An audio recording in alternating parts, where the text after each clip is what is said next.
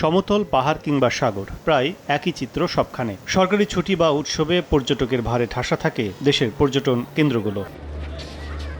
তথ্য বলছে, দেশে বিভিন্ন প্রান্ত থেকে কক্সবাজার, সেন্ট মার্টিন, বান্দরবান, লামা, সাজেকে ছুটে যান সবচেয়ে বেশি পর্যটক। বাঁধনহারা এই পর্যটকদের আতিথেয়তায় গড়ে উঠছে অপরিকল্পিতভাবেই হোটেল, মোটেল, রেস্টুরেন্ট সহ নানা স্থাপনা। এতে আর্থসামাজিক উন্নতি হচ্ছে ঠিকই, কিন্তু মারাত্মকভাবে ক্ষতি করছে স্থানীয় পরিবেশ ও অবকাঠামোর। ঝুঁকিপূর্ণ হয়ে উঠছে স্বাভাবিক বসবাস। এমন অবস্থায় স্থানীয়দের সমন্বয়ে পট অনুযায়ী পর্যটকের সংখ্যা নির্দিষ্ট করার পরামর্শ সংশ্লিষ্টদের। সেন্ট মার্টিনে আসলে প্রতিদিন যখন যাচ্ছে, আমরা তো হিসাব করে দেখেছি যে সেন্ট মার্টিনে যদি খুব কম করেও যদি হয় প্রতিদিন 5 থেকে 10,000 মানুষ যায়। রাঙ্গামাটি, বান্দরবান, চিটাং, হিল ট্র্যাক্সও কিন্তু এই ওভার ট্যুরিজমটা হচ্ছে।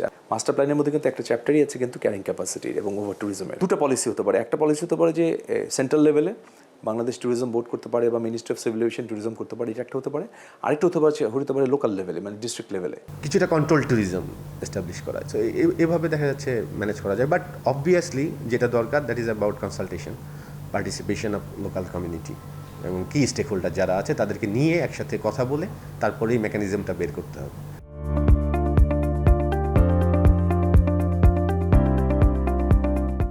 ট্যুর অপারেটররা বলছেন, অতিরিক্ত পর্যটক সমাগম নিয়ন্ত্রণ করার আগে তৈরি করতে হবে বিকল্প ট্যুরিস্ট জোন। নতুন কোনো ডেস্টিনেশন না করা পর্যন্ত আমরা পুরনো কোনো জায়গাটাকে ব্যারিয়ার দিতে পারবো না, সেটা ঠিক হবে না। তাহলে মানুষ যাবে কোথায়? সো নতুন একটা তৈরি করি, আমরা পুরনোটাকে আবার রিপেয়ার করি। তবে টেকসই ট্যুরিস্ট জোন গড়ে তুলতে সব স্পটেই পর্যটকদের যাতায়াত নির্দিষ্ট করতে চায় বাংলাদেশ পর্যটন বোর্ড। আমরা নিজেরাও চাই যে পর্যটন যদি আমরা টিকিয়ে রাখতে চাই, তাইলে আমাদের ক্যারিং ক্যাপাসিটি নির্ধারণ করতে হবে।